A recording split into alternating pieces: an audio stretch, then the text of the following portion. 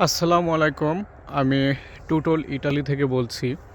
তো আজকে আমি আপনাদেরকে বাংলাদেশ সম্পর্কে একটু কথা বলতে চাই। কারণ আমি আজকে বাংলাদেশে এক ভাইয়ের ভিডিও দেখে কল দিয়েছিলাম। তা মূলত কল দেওয়ার দুইটা উদ্দেশ্য ছিল।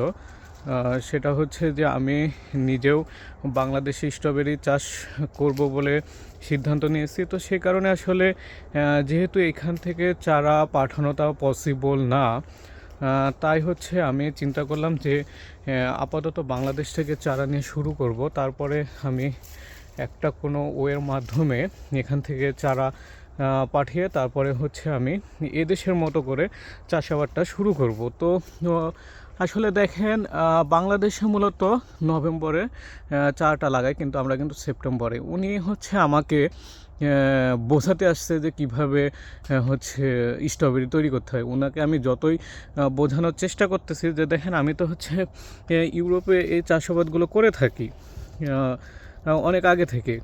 আর আপনারা তো হয়তো বা 10 বিঘা বা 4 বিঘা করে থাকেন, কিন্তু আমরা হেক্টরকে হেক্টর করি। মিনিমাম আমার মালিকের 10 থেকে 15 হেক্টর শুধু আমরা এই স্ট্রবেরি করি বাহিরে। আর ভিতরে তো যে কী পরিমাণে চারাতে স্ট্রবেরি করা হয় সেটা আসলে ওইভাবে তো আমি আপনাদেরকে দেখাতে পারি না। তো দেখেন, একটা বিষয় কি, অল্প বিদ্যা ভয়ঙ্করী। মানে আমাদের দেশের মানুষ যদি একটু হয়ে যায়, তাহলে কিন্তু তাদের অহংকারটা বেড়ে যায়, ঠিক আছে? কিন্তু যারা একটু চালাক শিক্ষিত, তারা কিন্তু কোনো কিছু নিয়ে অহংকার করবে না।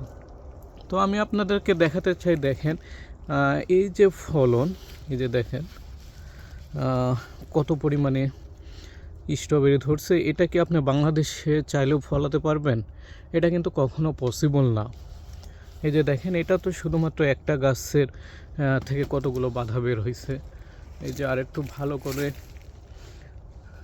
দেখলে আপনারা দেখতে পাবেন। আমি আপনাদেরকে আরেকটু ভালো করে দেখাই, না হলে হয়তো বলবেন যে সবগুলো একবারে দেখাচ্ছে। এই যে দেখেন একটা গাছ, এই যে এই গাছ থেকে দেখেন, এই যে একটা বাধা, এই যে এই বাধা থেকে কতগুলো স্ট্রবেরি আপনার বের হয়েছে। কিন্তু দেখেন আসলে এবার কিন্তু শীত অনেক কম, স্ট্রবেরির ফলন কিন্তু আমাদের তেমন একটা ভালো হয়নি। তারপরেও দেখেন কতটা পরিমাণে স্ট্রবেরি ধরছে অলরেডি। আমি আপনাদেরকে একটা সাইজ দেখাই স্ট্রবেরির। এই যে দেখেন, অলরেডি কিন্তু আমাদের স্ট্রবেরিগুলা পাকা শুরু হয়েছে।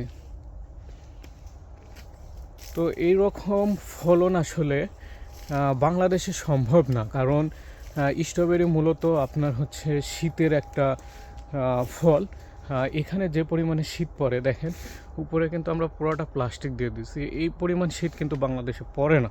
তো সেক্ষেত্রে আপনি এত বেশি ফলন কিভাবে উৎপাদন করতে পারবেন? এটা কিন্তু আপনি চাইলেও সম্ভব না। আর এখানের স্ট্রবেরিগুলো যে বড় বড়, এই স্ট্রবেরিগুলা বাংলাদেশে আসলে সম্ভব না। একমাত্র গোল স্ট্রবেরি মূলত আমাদের ইটালিতেই পাওয়া যায়। আপনার তুর্কি বলেন, ওইগুলোতে সব লম্বা আকৃতির স্ট্রবেরি। এরকম গোল স্ট্রবেরি শুধুমাত্র ইউরোপের মধ্যেই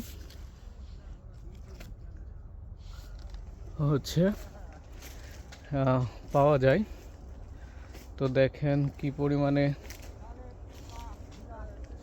স্ট্রবেরি ধরছে। এই যে দেখেন, একটা গাছ থেকে, ছোট একটা গাছ থেকে কি পরিমাণে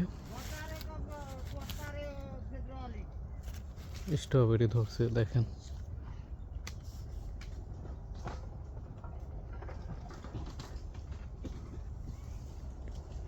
এই যে দেখেন, অলরেডি কিন্তু পাকা শুরু হয়ে গেছে। অলরেডি কিন্তু কিছু কিছু জায়গাতে রং চলে আসছে, কিন্তু এবার শীত কমের কারণে কিন্তু স্ট্রবেরির তেমন একটা ফলন হয়নি। এই যে দেখেন, এটা কিন্তু অলরেডি গুলো। আর আপনি একটু লক্ষ্য করলে দেখতে পারবেন যে চারিপাশে কি পরিমাণে স্ট্রবেরি ফল চলে আসছে। এই যে দেখেন, তো আসলে আপনার মূলত বাংলাদেশে কিন্তু পসিবল না, কারণ বাংলাদেশে কিন্তু আপনারা এই বেডটাই ঠিক মতো তৈরি করতে পারবেন না। দেখেন একটা বেডের প্রশস্ত কতটা ডিপ। আর আমরা মূলত বরফের হাত থেকে রক্ষা করার জন্য কিন্তু আপনার উপরে কিন্তু প্লাস্টিক দিয়ে থাকি। তো তাহলে একটাবার চিন্তা করেন যে এখানে কি পরিমাণে আপনার শীত পড়ে। তো আসলে আপনি এই যে দেখেন,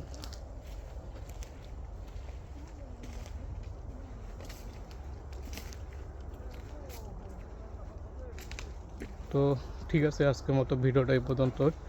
অবশ্যই ভালো লাগলে লাইক, কমেন্ট এবং শেয়ার করবেন।